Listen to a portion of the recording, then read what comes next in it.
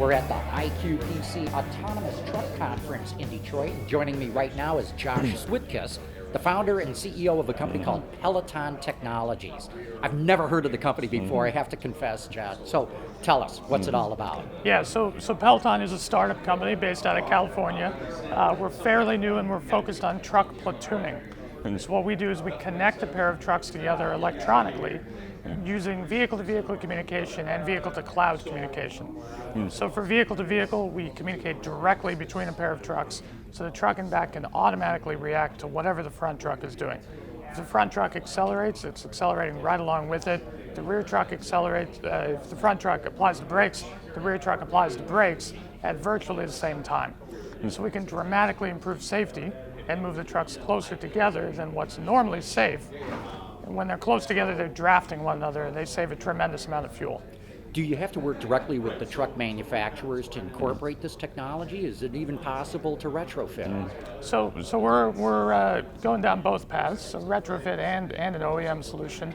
We're working with some of the truck makers, working with some of the braking suppliers.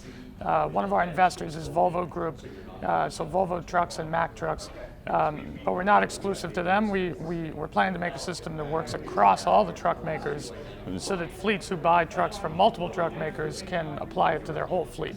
I'm fascinated that you're working on retrofitting. How do you make that all work for accelerating and braking? Yeah, well, the beauty of trucks compared to passenger cars is they're a much more open system.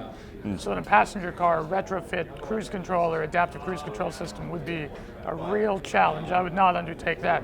Trucks are much more modular, much more open, because fleets demand customization. So when they order a truck, it's sort of mass customized for them. So the systems on trucks are a lot more open.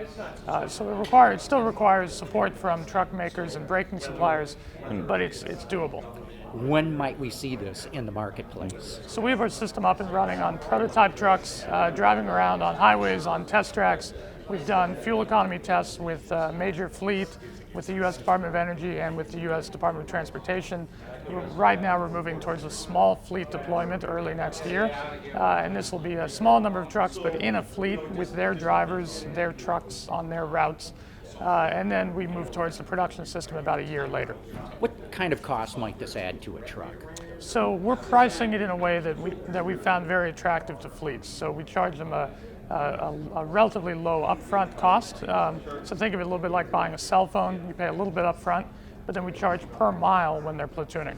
So this way, every mile they platoon, they're saving money from the fuel savings and the safety benefit. And then they're also paying us some money. So their upfront investment is much lower than it would otherwise be, and they can get paid back in about 9 months. I love what you're saying about this aerodynamic benefit of literally drafting a truck in front of you. Do you have any numbers on that? What kind of improvement in fuel efficiency or reduction in emissions that we might see? Yeah, we do. So typically we platoon at about 40 to 50 feet. This distance is set based on safety criteria that we have. So depending on the braking characteristics of the trucks, weather conditions and so on. But at 40 to 50 feet, we've measured about 10% fuel savings in the rear truck and about 4.5% fuel savings in the front truck. So the front truck actually improves its aerodynamics because having a truck behind there improves the airflow behind that trailer, and you save about 4.5% on that front truck. Very exciting technology. I can't wait to see this actually get into the field. Josh, thanks so much for taking the time to talk with us today. My pleasure. Thanks. Keep tuned in. We've got a lot more reports coming to you from the Autonomous Truck Conference in Detroit.